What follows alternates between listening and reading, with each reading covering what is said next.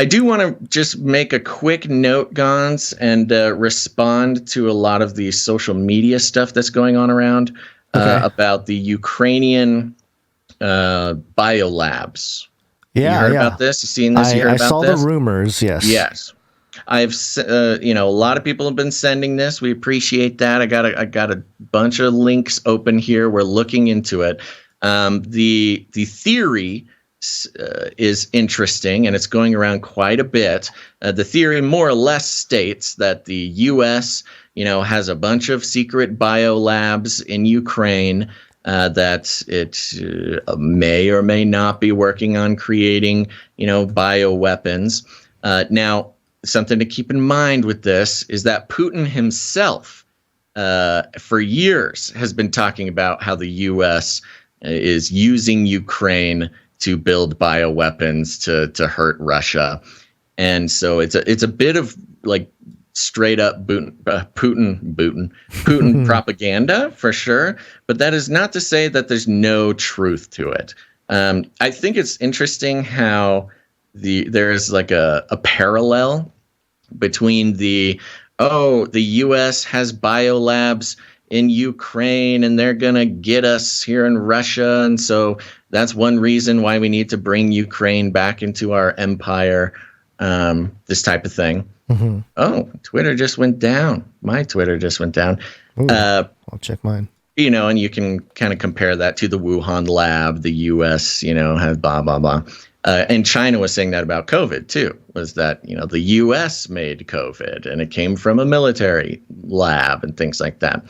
Now, there are social posts going around about U.S. biolabs and how the location of these biolabs, seems to line up with the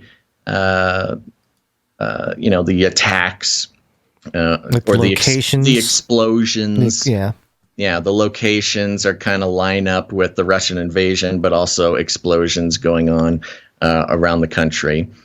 But I did do some digging and tried to find some official stuff that could be resources for confirming this sort of thing. I was not able to do that yet. This is certainly something we'll be looking into more.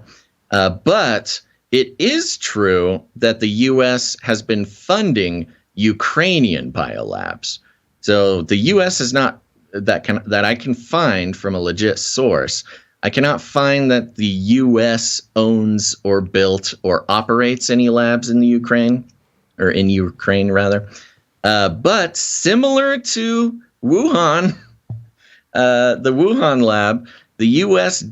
does and has funded a lot of these biolabs. Do I have any reason to think that they do or do not create bioweapons either way? No. I mean, it's a U.S. funded lab. There's a pretty good chance that there's some research on some pretty dangerous stuff there. And, if it's funded by any way.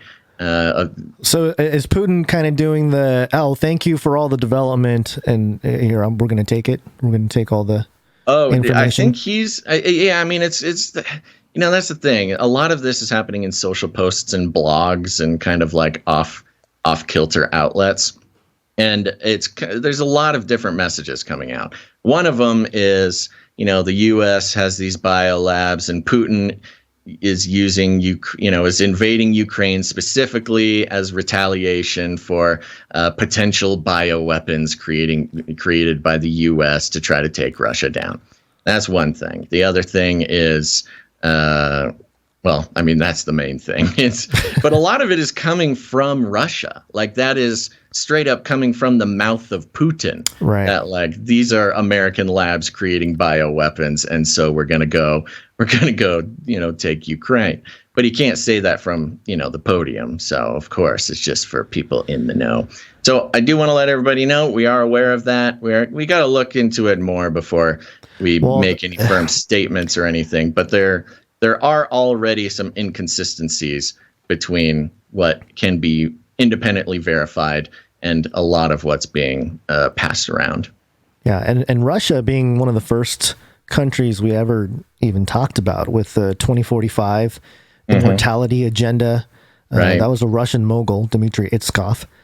and I'm sure he's sanctioned now.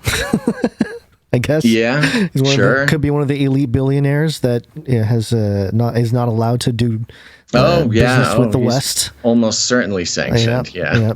So, hey, sorry, we're not going to be part of the Great Mind upload in 2045. So, anyways, there you go. There's just we'll be looking into all this more. This is all really new, stuff, and we just want to be diligent, cover all the things, but yeah, we haven't been able to go deep on anything.